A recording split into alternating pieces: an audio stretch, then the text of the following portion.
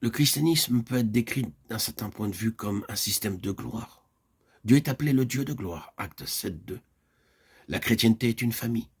Son Père est appelé le Père de gloire. Paul déclare le Dieu de notre Seigneur Jésus-Christ, le Père de gloire, Éphésiens 1.17. Christ, qui a introduit cette chrétienté, est appelé le Seigneur de gloire, 1 Corinthiens 2.8.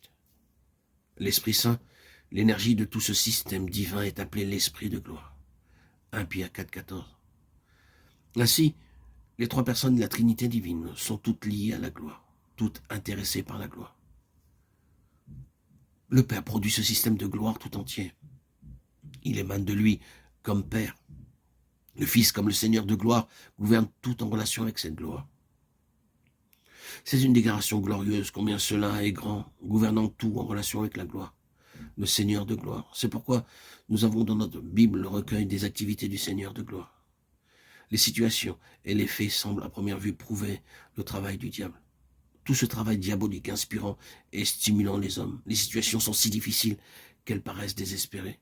Et ce livre contient le verdict de cette longue course. C'est que chacune de ces situations est tournée vers la gloire. Quelque chose de glorieux surgit de chaque situation impossible et désespérée. Le Seigneur de gloire voit cela. Oui, il y a beaucoup de consolation dans ce titre. Le Seigneur de gloire. L'Esprit de gloire est ainsi appelé par Pierre. Et si vous regardez le contexte, c'est cela. Ce sont des croyants qui passent par des dures épreuves. Ils sont persécutés, ils sont incompris, ils sont calomniés, ils sont dépréciés. Et Pierre dit, c'est très bien. Si vous acceptez cela humblement, si vous prenez cela sans amertume, l'Esprit de gloire reposera sur vous. C'est ainsi que les croyants dans l'adversité découvrent qu'au milieu de la persécution et de l'opposition, une joie inexplicable se manifeste, une paix merveilleuse et profonde. Les persécuteurs lancent leurs pierres où ils peuvent faire autre chose. Et cependant, il y a la gloire dans les cœurs. C'est l'histoire de beaucoup de martyrs, de beaucoup de serviteurs ou d'enfants de Dieu mis à mort. L'Esprit de gloire. La gloire n'est pas liée à un certain lieu où nous pourrions aller, bien que la gloire puisse être dans une sphère dans laquelle tout est glorieux. La gloire est aussi pour nous maintenant.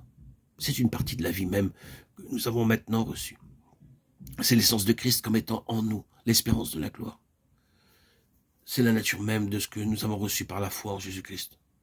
Je dis encore que la chrétienté, c'est un système de gloire. Le Seigneur veut que nous ayons cette vie pour vivre selon cette vie, qui produira de plus en plus de gloire en nous. C'est seulement si nous vivons selon cette vie incorruptible que la gloire sera manifestée.